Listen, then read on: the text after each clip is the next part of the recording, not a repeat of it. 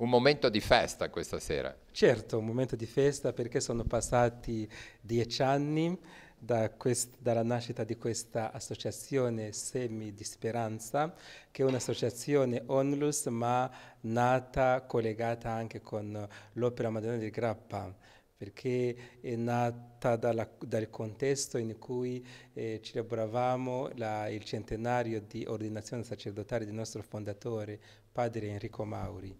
E poi per far vedere che era un uomo di preghiera come sacerdote appunto, ma aveva anche questo impeto di impegnarsi nel sociale. Quindi l'associazione Semi di Speranza vuole far vedere, esprimere questa dimensione di padre Mauri nel sociale, nell'impegno per il prossimo, proprio partendo dal Vangelo e da ciò che Gesù Cristo ci ha insegnato.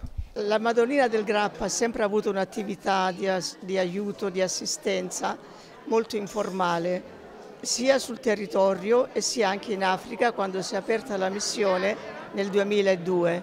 A un certo punto si è cominciata a sentire l'esigenza di istituzionalizzare un po' questa attività benefica, altruistica, e quindi è nata l'associazione Onlus, come ha detto prima Don Charles, come io lo dico, monumento vivente alla persona sacerdotale di Padre Mauri, nel centenario della sua ordinazione sacerdotale.